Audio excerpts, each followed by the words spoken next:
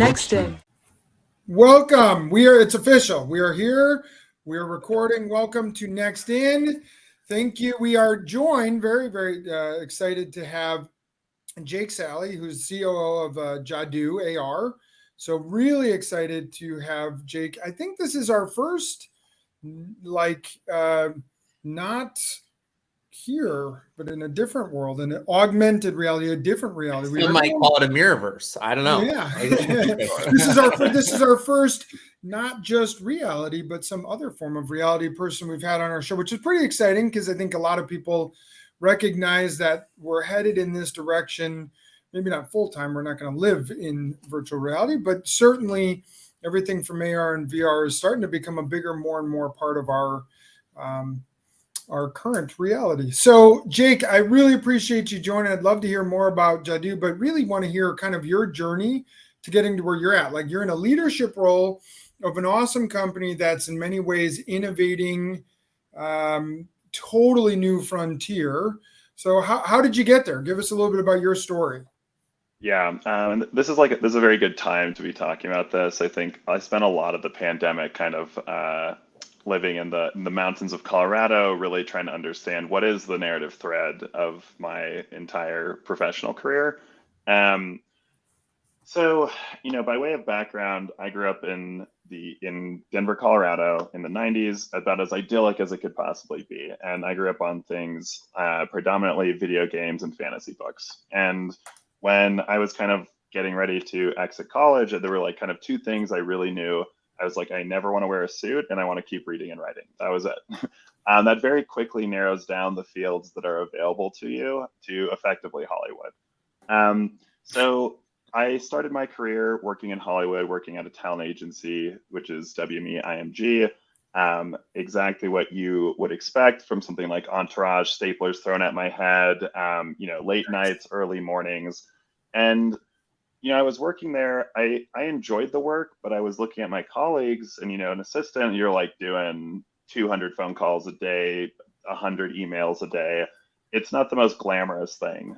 But, at the latest hours of the night, at the weekends, I got to read scripts, and I got to read scripts and give notes to people on those scripts. And that was awesome. I really, really liked that part of the job. I ended up moving from there to Hasbro Studios, which has intellectual property like Magic the Gathering, Transformers, G.I. Joe. This was, for me, nerd heaven, right?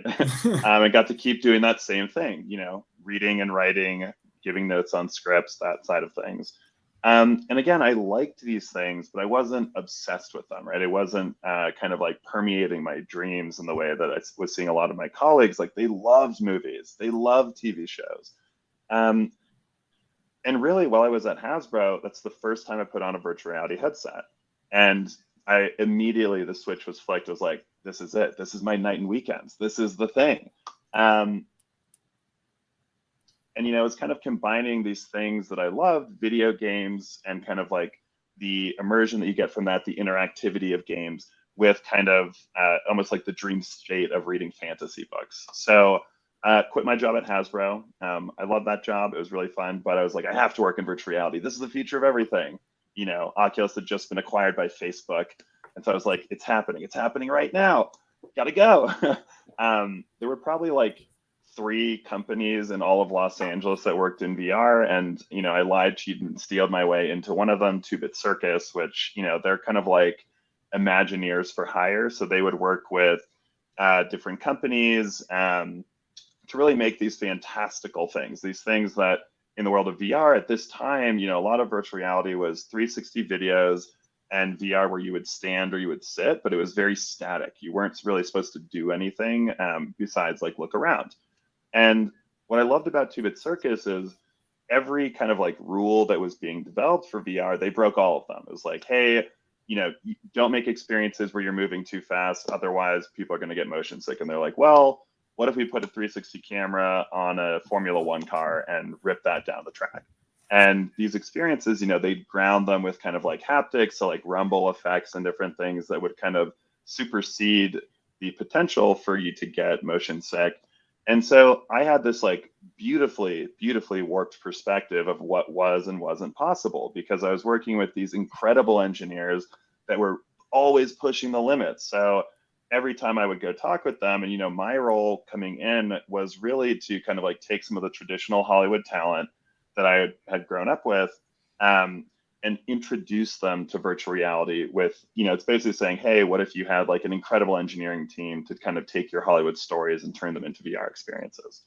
So this was the best. I would come in, I would say, hey, what do you think about how would we, if this is the writer wants to do a heist movie that's set in the sky, skydiving, how would we do that? And rather than saying, hey, Jake, obviously you should not do a skydiving VR experience for a number of reasons, they would say, well, there's like 3 good ways to do it, right? And so it really decoupled the possibility of not being able to create one of these experiences. So I worked at Too Good for probably about a year or two. Really liked it. They ended up building kind of like a Dave and Buster's of the future. So like a location-based experience where you would go and do kind of crazy experiences that they had built. And all of this kind of led to me working at Riot, which is Verizon's content innovation arm. And when I came in, it was kind of, we'd built some kind of crazy experiences. Riot had made more 360 videos than anyone on the planet. They had done them in active war zones. They had done them the first like 360 drone experiences. And they were really interested in pushing further into 6 degrees of freedom, virtual reality and augmented reality. So being able to move around in these spaces beyond just kind of like a TV wrapped around your head. So there, you know, the best part of that job was we got to work with like all the best artists in the world. I would track down people, you know, Eisner nominated artist that was like a virtual reality painter in Australia. And we would say, hey, we want to make a documentary of your paintings. And we'd bring that person in. And one of those people that we worked with was Asad J. Malik, who is the CEO of Jadu. Asad at the time was a junior in college, and we'd met at a XR financing event where he would pitch his project to different decision makers, and they would say, yes, we want to invest money, or we don't. And I had invested and kind of worked on a number of different virtual reality projects, but this was the first augmented reality one that like, it made sense. And in about 2 minutes, because of course I was a wildly obnoxious executive at the time, so I was like, I only have 2 minutes, like give me the quick pitch, you know? And in 2 minutes, he completely just blew my mind in terms of really the narrative potential of this medium, right? And that's really what we work on at Jadu is storytelling with augmented reality. And we would build these experiences, and that was kind of like the start of what is now a 5-year partnership between the two of us, where I produce VR and AR experiences. I've produced about 40 to date. And he would kind of direct these experiences. And these are experiences that are, you know, the first one that we worked on called Terminal 3, the setup was you would put on an AR headset and you would, you know, take on the role of a custom security officer at an airport. And you were interviewing, when you put on the headset, you would see a hologram of someone who's perceived Muslim American. And you had these branching narrative choices of questions, right? These interrogation questions you could ask the person. And if you asked questions that were, you know, very by the book, like, where are you going? Where are you coming from? The person would slowly go from like realistic, because these were high-end holograms. They would go from realistic to more abstracted. You know, you were losing the humanity of the person. But if you ask very personal questions, what does that tattoo on your arm mean? You know, what are you hoping to do when you come into the country? They would just kind of like solidify and become more and more human.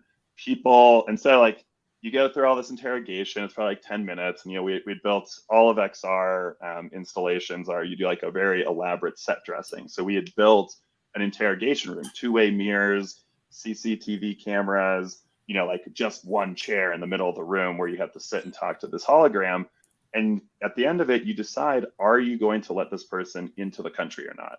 You make your decision, the hologram disappears, and you go to what you think is the exit, but in reality is a door to another room where you meet the real life person that we had captured as a hologram. Immediately, everyone bawls. Just cries their eyes out. And so, you know, what you were getting is really the augmentation of people's real world spaces, right? And I think people are very used to right now, from an AR perspective, they're used to face filters. They're not used to feeling things when they play with AR. And so that's a very long-winded answer of kind of where I've come and where I'm going to. But like fundamentally for me in this leadership role at Jadu, it's really taking all of this experience designing and kind of producing XR experiences and applying it to an AR company, right? The way I think about my job every single day, I'm a producer, but I'm producing a project that is a company. And so the project never ends. That's really it at the end of the day. And, you know, as a producer, you kind of have this grab bag of responsibilities that kind of like oscillates depending on what the needs are. Sometimes it's very story driven. We need to make sure that the script is on track, things are going well. Sometimes it's, do we have all the insurance, you know, that we need? Sometimes it's, do we have all the funding that we need to kind of like create this project or this company and keep it moving forward. Yeah, I think what, again, I can go in like 9 directions based on that story. We'll start, like, to me, one of my takeaways from it, for anyone who's listening and going, how do I get to a leadership role, something in the entertainment space, something innovative, right? So how do I become, you know, the future Jake Sallies of the world? And I think one thing most people will miss, especially younger people, is, hey, I did a lot of jobs that weren't necessarily my passion.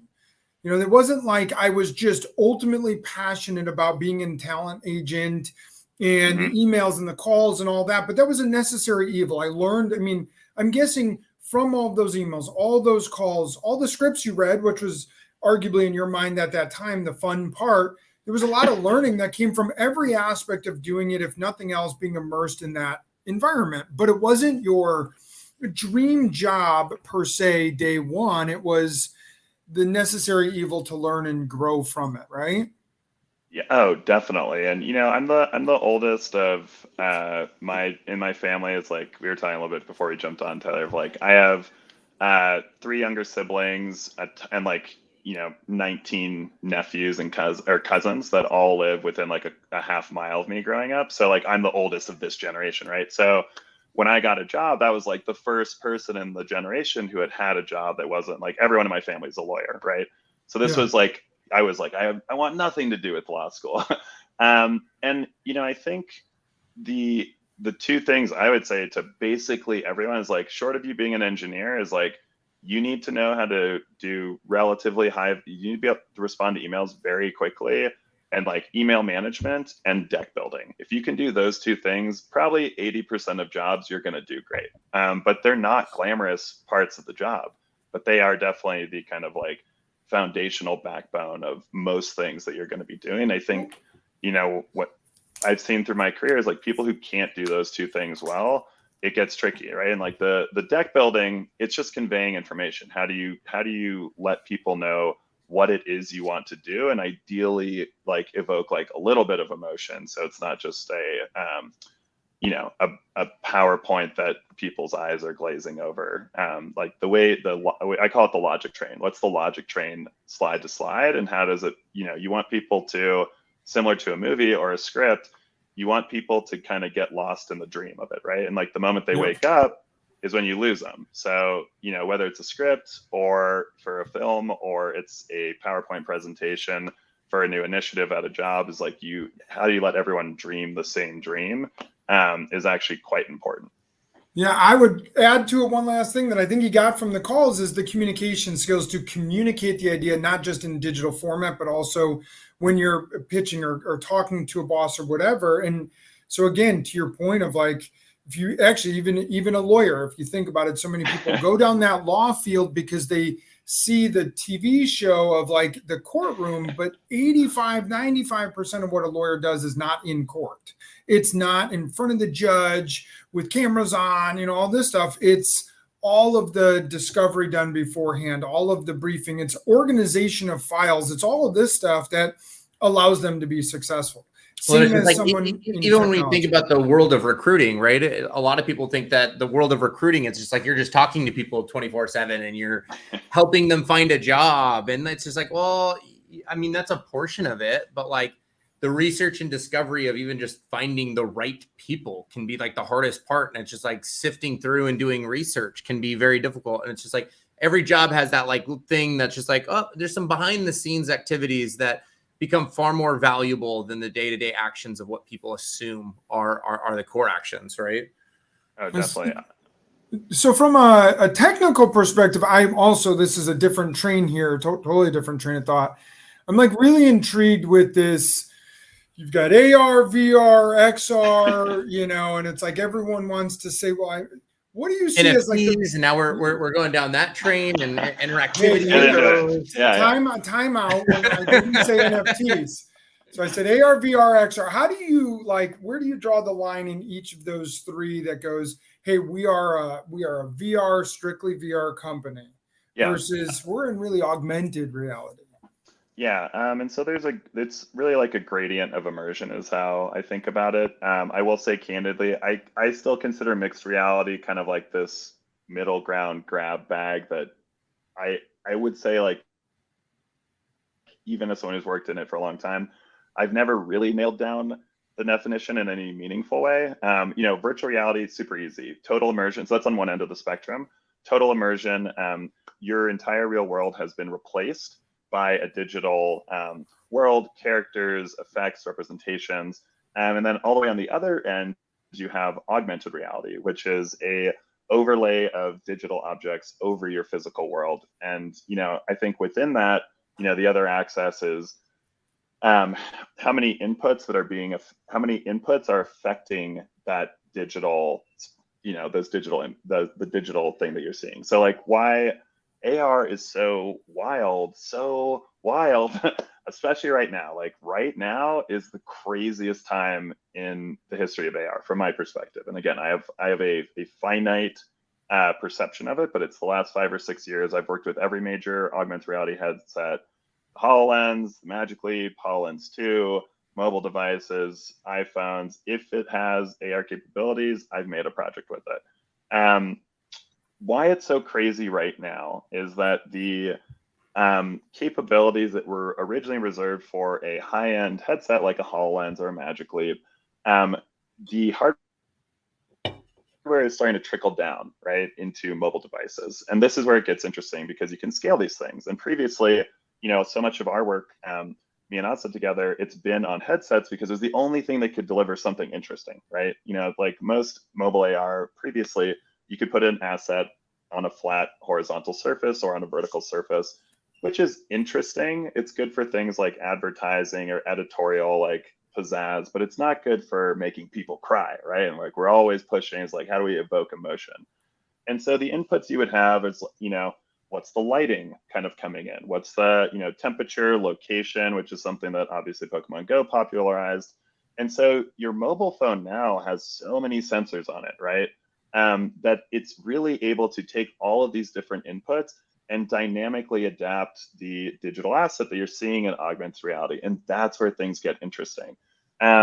Mixed reality, again, I'm just going to say is like, I don't grab have bag like of everything. What I get really excited about, especially in the AR world, is like to your point, Jake, is like we've got there's a new compute layer that's allowing for edge case devices to have a lot more capabilities, right? So like right now, the easiest option is our phones, but like once you get down into like other things like glasses, or you get to use all these other edge case products, I mean, there's a lot of real world applications that you can implement that make things really exciting, right? Like you think about, hey, like maybe we have a pair of glasses on in a warehouse where people are working with industrial parts that ultimately go bad. And how do we have a digital format that can like very easily expose where there's vulnerabilities in a machine, and using LiDAR systems or other capabilities to detect things that the human eye is just missing on a day-to-day basis. So there's the practical stuff that's almost just as cool as some of the imaginary stuff, where it's like allowing you to interact with your world that does evoke that emotion. But then there's these practical applications in AR that also like help implement a new function and a new version of like human interactivity within your real world environment that I think it's really, really exciting. Like, yeah, it's I mean, there's been so many studies. You're like, it goes from like onboarding someone to work on like an oil rig goes from like 2 weeks to like 8 hours, right? Like, so there's like such real world applications. I think VR for me, the one that always stands out besides all of the kind of like entertainment side of it, has been they've used virtual reality with burn victims where they put them in like a cool, like a ice kind of setting, and it's as effective or more effective often at reducing pain for people that are burn victims. Yeah, and I think like the idea of this imaginary side of it is really interesting, right? Because I was just hanging out with some buddies last night, and we were talking about Blizzard and StarCraft and Warcraft, and these games that have been like really anchors of our lives. That as someone who, like, my first onboarding into gaming were Blizzard games, right? Star Wars, StarCraft, Star Wars, StarCraft, Warcraft, and these things, they're imaginary, but I think this is the interesting point, right? This is where we're at, where it's like the edges are starting to blur between what's real and what's not real, right? And that's a really fun place to be. And what's enabling those edges to blur is the technology. It's allowing you to be able to look at something, see a digital representation, something that would normally only be stuck in a game or everyone's concept of the metaverse, and it's able to step back into reality. And that's where we spend a lot of our time. And I think people are so obsessed right now with getting to the metaverse when for us, there's no better game level than planet Earth. It's the best game level, right? And these places that are so meaningful to you, like, your bed, that's something that is kind of like location specific. It's very specific to you, but it's also location agnostic. Most people have a bed, right? And I think when you start thinking about building experiences that allow people, is like, we want to create things, the imaginary things, to start bleeding into real lives. We want people to be dreaming about the games they're playing. And if you set an AR experience on someone's bed, their bed is never the same after that. Forevermore. Like storybooks for children's, right? Like you could have a whole storybook being told in your room, and it's being read to you with like these interactivity, characters, right? That becomes really cool. Yeah. We did one of those. It was like a bedtime story that was actually a reverse Turing test. It's just like kind of crazy things, right? But you're like, what happens is, for a lot of augmented reality, it's been these like very contained experiences. You kind of like go to a film festival, go to a museum, maybe download something on your phone. You do the experience for somewhere between 5 and 20 minutes. And when you're done, you're done. There's nothing else to do with it. What we're entering into, and a big thing we're building, is long form AR storytelling that can kind of take place over the span of months, years, and so that starts to also unlock, I think, these things that are imaginary, they slowly start to pull back into reality. But yeah, it's what keeps us up at night. So it's like characters that can evolve with you over time, where they interact in your real world, where it's just like, hey, like maybe these characters only appear when you're at school. Maybe these characters only appear when you're at home. Maybe these characters maybe they don't appear with you at school because you need to be studying. Maybe it's after school the characters appear. Thank you, Shane. Clearly the guy who doesn't have kids.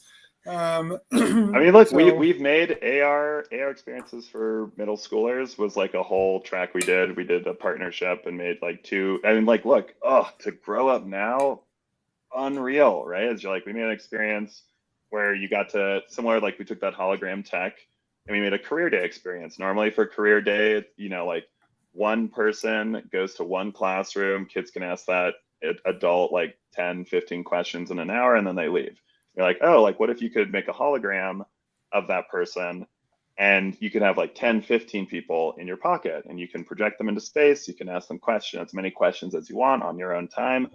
Kids love these things, right? And it just like, as someone who has zero audio retention, I think like the ability to be actually have experiential education, I would die to grow up right now.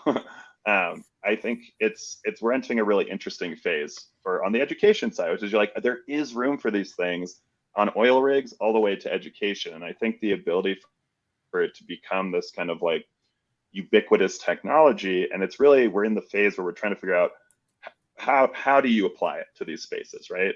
There are so many spaces. It's I think it has as much utility and entertainment value as just like baseline internet. It's just figuring out how do you apply it, right? And that's the fun place to be in. When do you think we're going to get this You know, and as I hear, like, I'm trying to visualize, I'm like, I'm sure you probably are like, no, we've already done it. But like having like a full feature movie that is in AR form, yeah, I guess AR format, right? This idea Yeah. of I could watch, I could, if I did, you know, we'll just use a HoloLens, put on these HoloLens, and I could almost watch an entire movie in a full feature. It's a Tom Cruise movie. We're talking big budget, not, you Yeah. know, some person, you know, designs this movie and 7 people trial it. I'm talking where it's really integrated. This is a full feature type thing, like Maverick, where I get to be a part, I get to be in the back of the plane and I get to be a part of the movie, you know, because I've been, again, some of this stuff, as you said originally, it's, you know, they started to move towards these event locations, and I've done some of those and they were awesome. I mean, you can go to, you know, Universal Studios or whatever and kind of get that 4D movie experience, which I did with Shrek or whatever, which is really cool. And they, even now it's kind of been popularized where you can get it in almost every major city where they'll blow smoke in your face. Or you can ride the rides like the Transformer ride where you feel like you kind of were a Transformer for a, you know, what is it, 3-minute period of time. When are we going to get to that place where it no longer has to be this giant facility? You got to go to California or Florida to experience it. And now you can almost get that same level. Obviously, you're not going to maybe move around in your house, but that same experience, but everyone could do it either at a local movie theater or even in your home. Like, how far off are we from that? So a couple pieces to unpack. One is kind of like scale distribution and like the hardware constraints. So when is there going to be hardware that's good enough that you can have distributed beyond kind of like location-based entertainment centers? I think we're a ways off on that. You know, like AR, it's amazing. I think mobile from a scale perspective, like hitting the scale distribution, it's going to be mobile. Love AR headsets. Again, I've used a lot of them. There's always whispering of another company that's going to make whatever the next Google Glass is. It's a really hard problem to solve in a way that a general consumer who's not just like nerding out on it is going to get to. So I think we're like 5-10 years away from that piece of hardware, and it also being affordable, right? It's like, let's keep in mind, the only reason an Oculus headset is $300 is because Meta Facebook makes it. has bankrolled $1 billion worth of R&D. So they've crunched that production, that like what should be like a decade's worth of research and development. They just bankrolled it into like 5 years, which is truly like mind blowing. I think some of the other stuff that's mind blowing is like Google X has their moonshot project with like their contact lens, right? Where it's like a straight up contact lens as an edge case device. That will mimic and identify with your phone, right?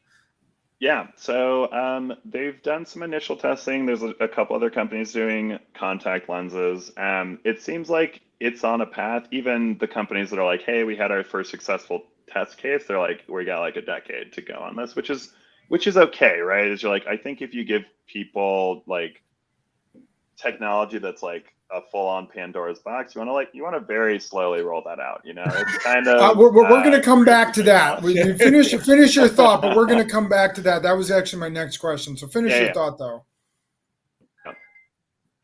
So the other piece is the length of like the playtime, right? And you're talking about like a movie length playtime, 90 to 120 minutes.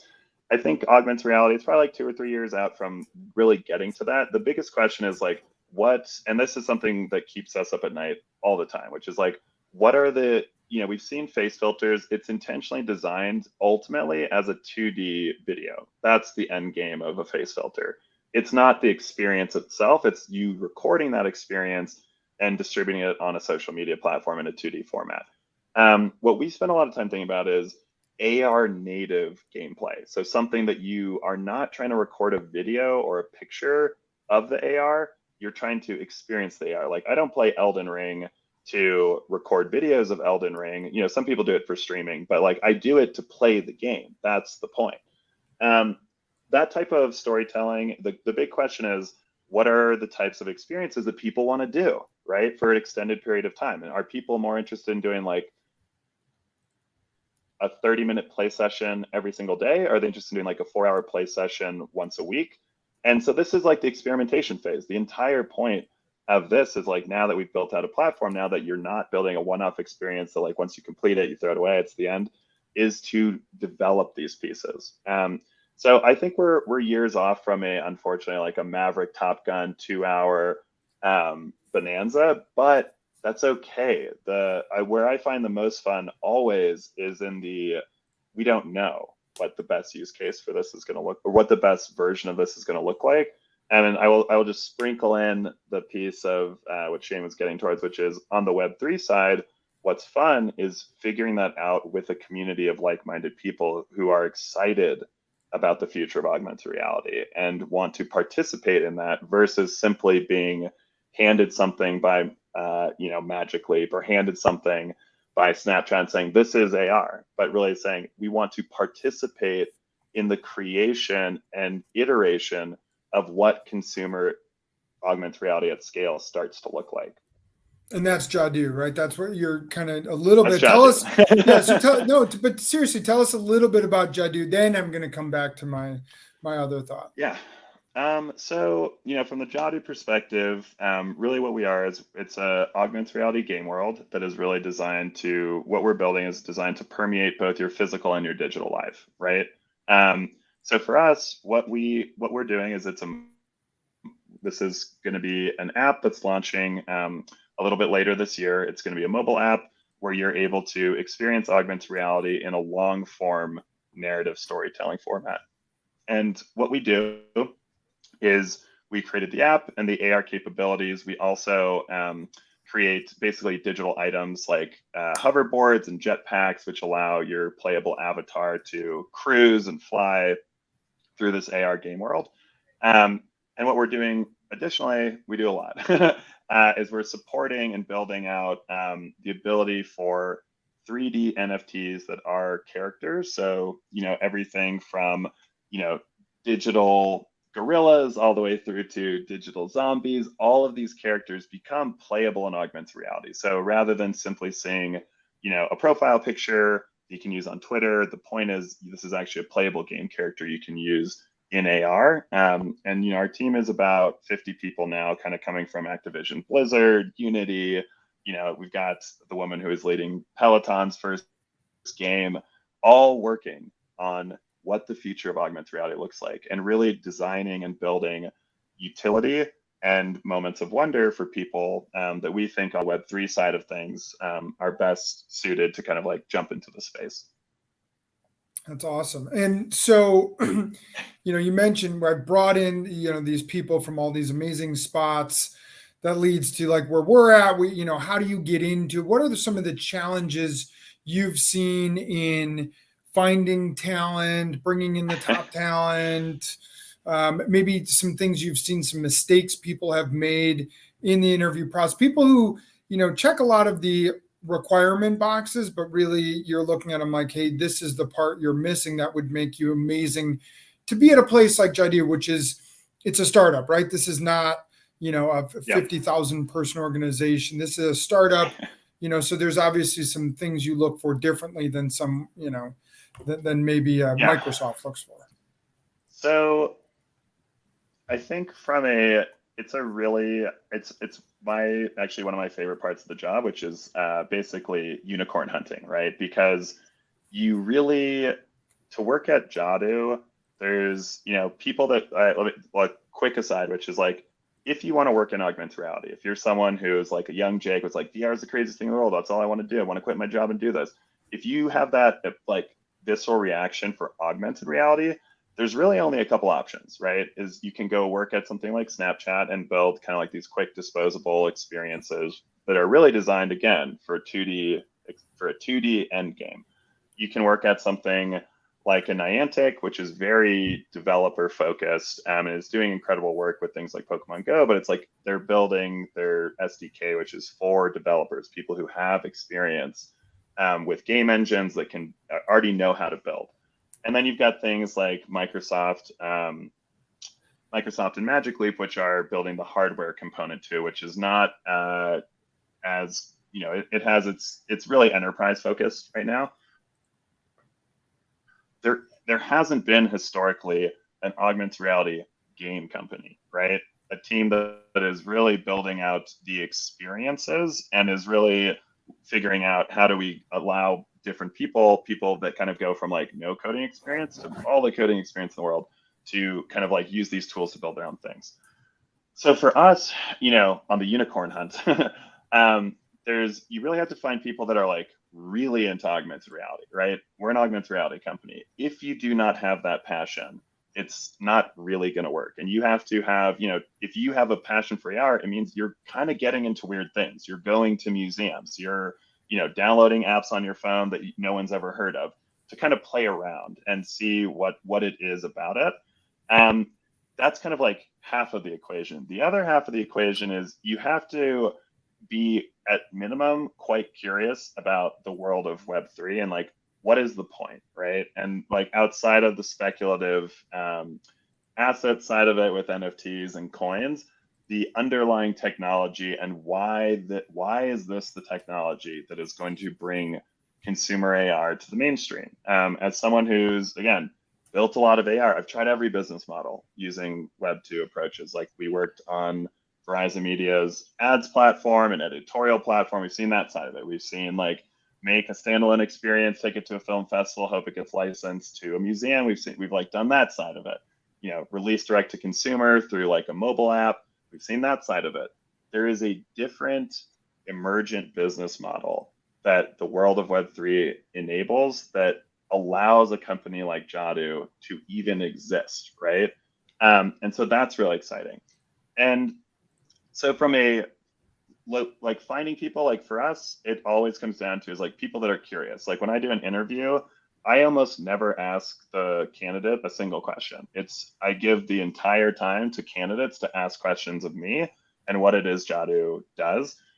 I can tell pretty instantly if this is like a viable candidate, because the candidates who come in who have lots of questions, that's the mindset you have to have, right? You have to be curious. If you're not curious, it's not going to work, because the road we have ahead for this space, it's unpaved. No one's ever walked this road before. So that's just kind of like how I think about when we're looking for new candidates for different roles. And again, it doesn't matter if you're in marketing, you still have to be curious about Web3.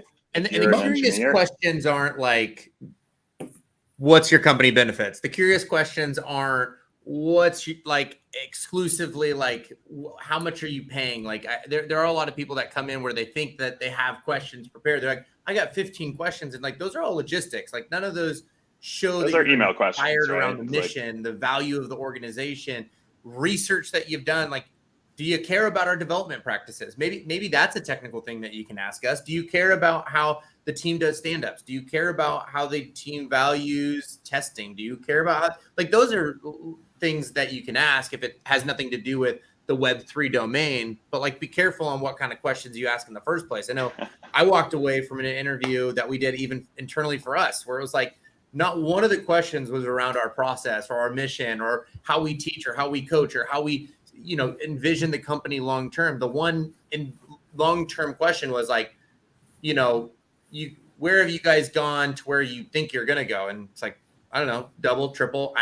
Maybe we grow a lot, maybe we grow a little. I don't know. What's your question, right? And it's so funny when people come in and they think they have value-based questions when it's like none of this matters, right? Well, a lot of those are email questions. You're like, I can answer all those in an email, right? We can have like a junior ops person answer most of those questions. Like the questions you want someone to ask is like, why is a scaled consumer AR future like worth having, right? It's like, what is the, these are the types of things you're like, you can do anything with your life. You can spend your time, especially these are very smart people. Why invest your time in consumer augmented reality? What is it? What do we think the potential of this medium is? And I think for all of us at Jadu is,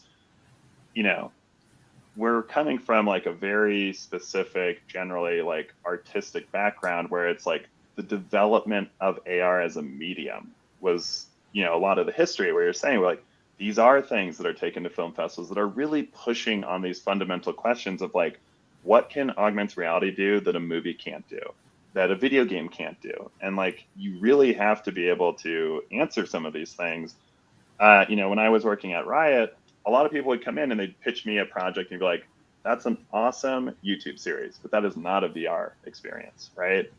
Oh, that's going to be an incredible movie, but that's not an AR experience. And you really have to be pushing people into, what do we want to do with this thing, right? Because again, there's 100 other significantly easier companies and jobs and products that you could be working on that are, do well and will give you a fulfilling life. But if you want to work at the bleeding edge, like, why are you willing to bleed? That's the question. Why are you willing to bleed on the bleeding edge?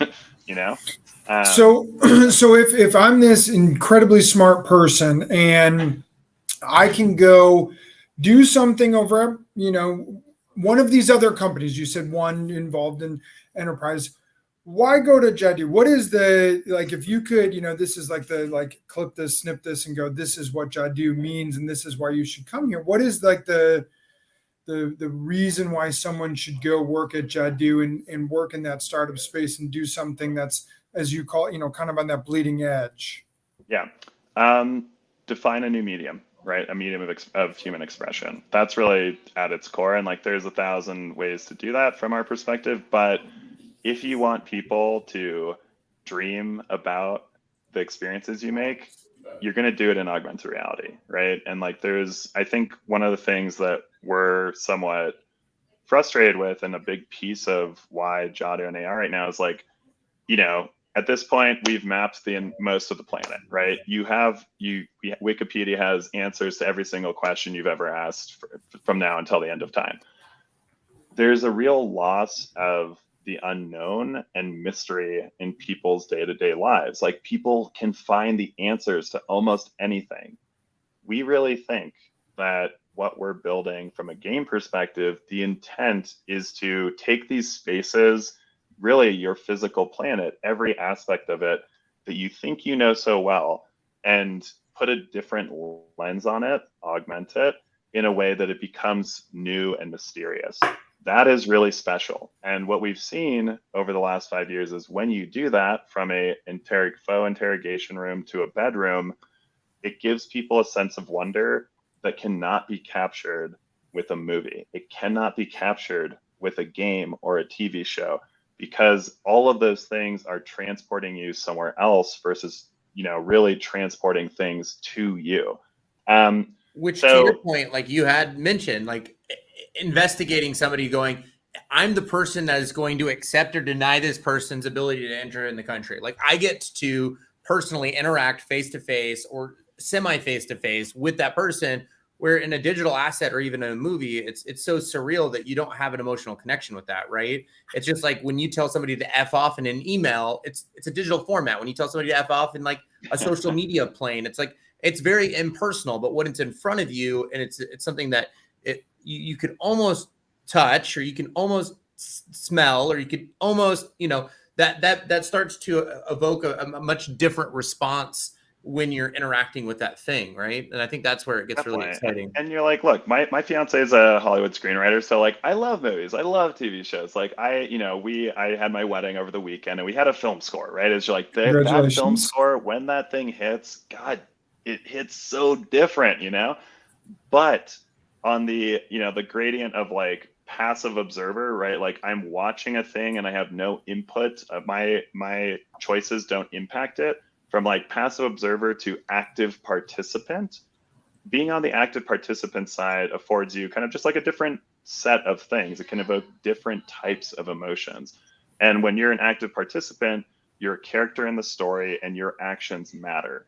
And I think, especially in this world where people are used to, doom scrolling or zoning out and being a passive observer, it's good to push people back into making choices and having to participate in the things that they're experiencing. So, fundamentally, if you're interested in Jadu, you want to define a new medium of expression, which is, scaled augmented reality, and you're really interested in kind of being the wizard behind the curtain, right? Is how do you elicit curiosity in people and reward that curiosity with moments of wonder? And that very small, fun feedback loop, when it works, there's nothing else like it. That's why I left Hollywood to go work in this. Is like, you do it once and you're just like, there's no way I'm going to care about anything else. Like my parents-in-law, they were, the first time I showed them a VR experience, it's like, oh, you like put on a headset, you're underwater, there's like a big whale that like, scoots by. That has stayed with them for a decade, right? And you're like, it's a 5-minute experience. There is nothing like that crazy about it, but the technology allows it to hit deeper than a lot of other things. So yeah. So, all right. So now I'm a big fan. How do we get in touch with you? How do we follow you? How do we get your app? What's the, is it, hey, get connected with me specifically on LinkedIn, or is it go to our website? Give us the way to connect and follow. So you can check out jadu.ar is our website. There you can find links to our Discord, all of our digital assets, NFTs, and that kind of range from the jetpacks to the hoverboards. If you're already in that space, if you're NFT curious, this is a great entry point. We really find gamers in particular and folks that have never, ever been interested or wanted to partake in this side of the world, that it makes sense for them because the things we make are practical items. It lets you fly, it lets you cruise. Like it's not just a picture of a thing. Right. You can also always feel free to reach out to me on LinkedIn. I'm pretty good on it. Usually takes me a week or two. But I think like I'm talking later today with a student who I love introducing people to this world. I love kicking people down this rabbit hole. Like, it's the best thing ever. And I think, growing up and like coming out of college, there is no path. There's more of a path, but there's still not really a path into the world of XR. The easiest path in, if you're curious, you just have to start making things. And if you're like me and you're creatively illiterate, you have to start helping people make things, right? Like, I have no artistic talents, but I can put together a budget. I can make sure that people show up where they're supposed to show up on time. Very good.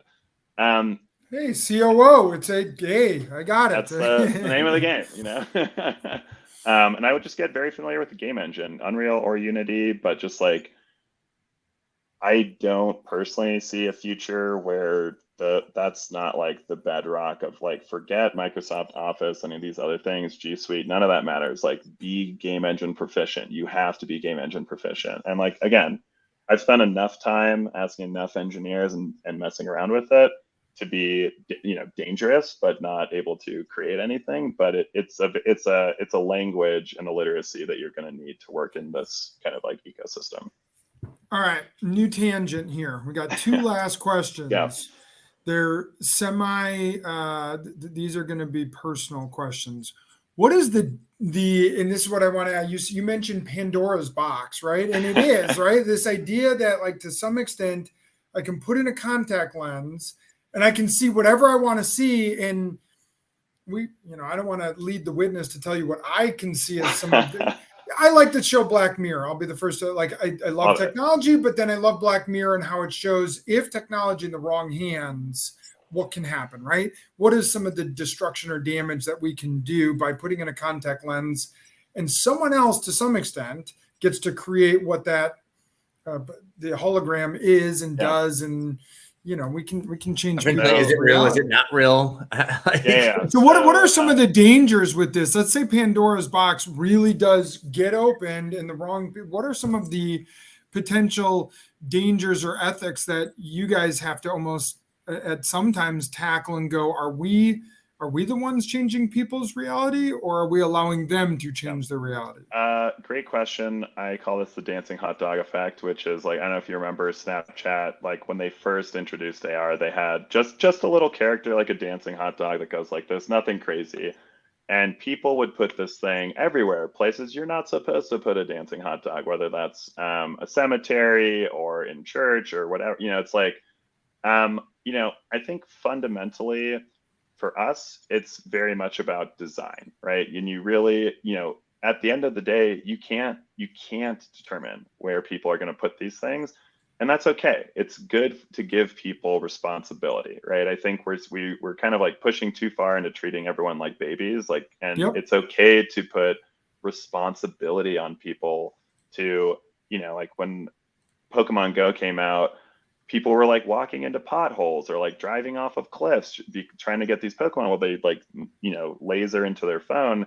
And they had to design like, okay, if someone has the app open and is moving more than like 5 miles an hour, like a big thing comes up and doesn't let you play the game. So I think for us, similarly, there's like the safety design perspective of like, okay, what is the most insane place someone could possibly be trying to use this, like on an active volcano or whatnot?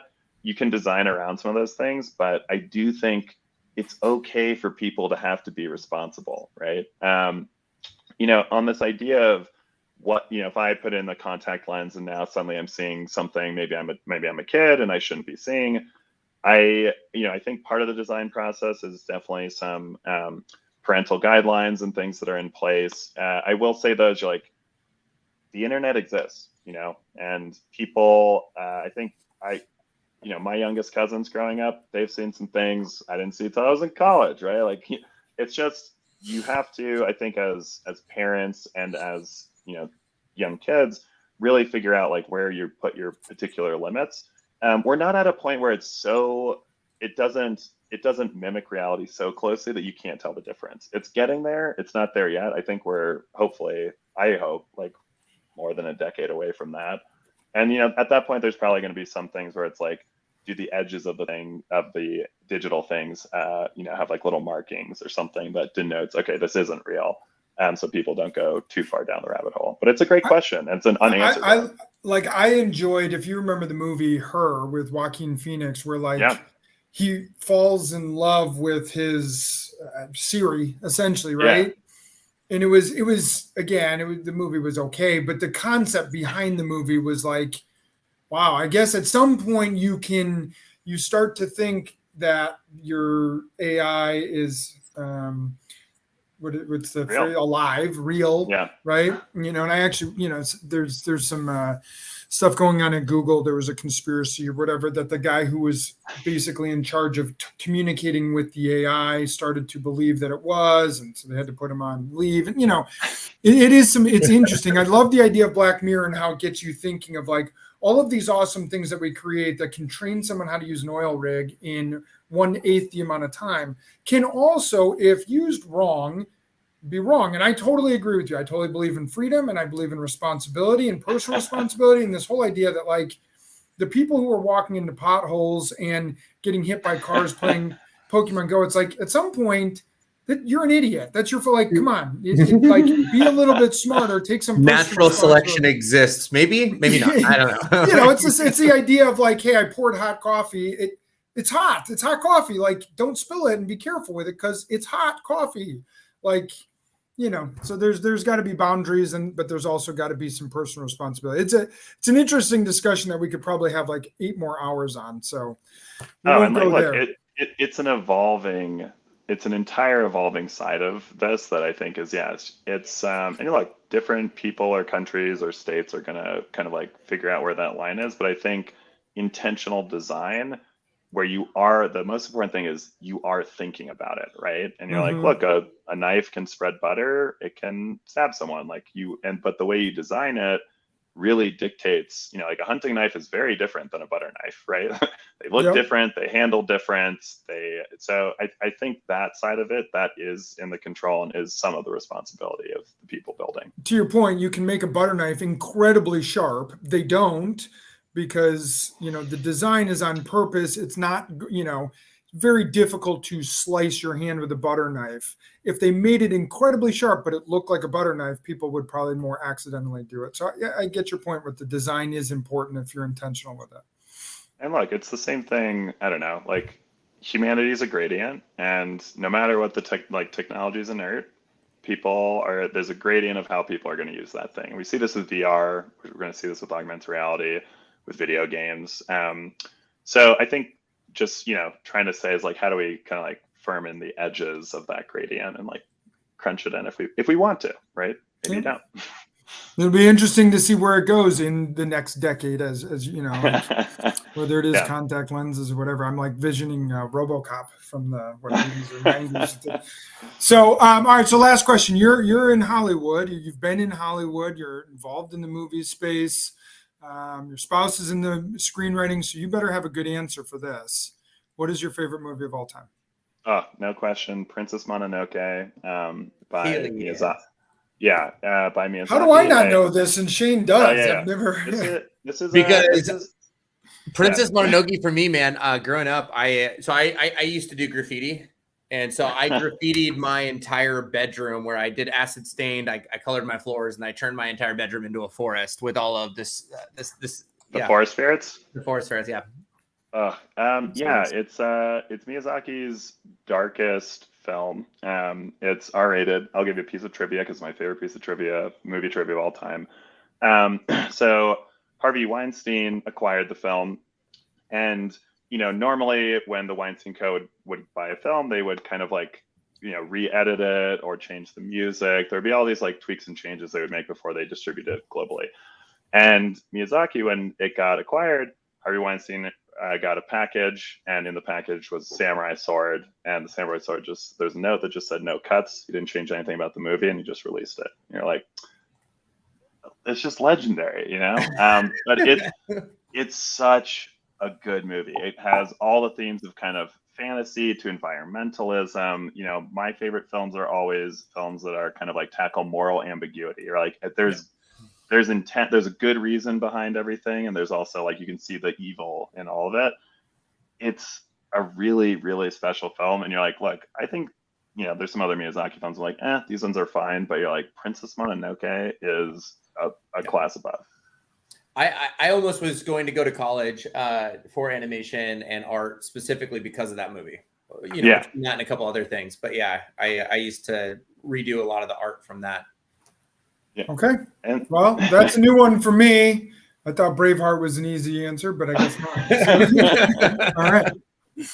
Well, Jake, I really appreciate you taking time to stop in and hang out with Shane and I for a better part of an hour. I appreciate your time. I hope the people listening are connecting and going, oh my gosh, I got to go to jadu.ar, check them out, download the app. And like to your point, just start to get curious about the space that it's in and the innovation that you guys are doing and kind of become curious. I love that. Hey, when you go to an interview, whether it's at Jadu or somewhere else, if you're going in, be curious about the company, do some research, have some good value-based questions, thought-provoking questions, and really try to understand why they do what they do, not just what they do, what they pay. Yeah, right. So I think that was awesome. So I really appreciate you taking the time, Jake. Congrats on the marriage. It's a big deal. I appreciate that you took some time a couple days after the wedding to hang out with us. So I guess that makes us incredibly special. Oh, yeah. And so thank you again. And to everyone else, have a good week. Have a good one. Bye. Next day.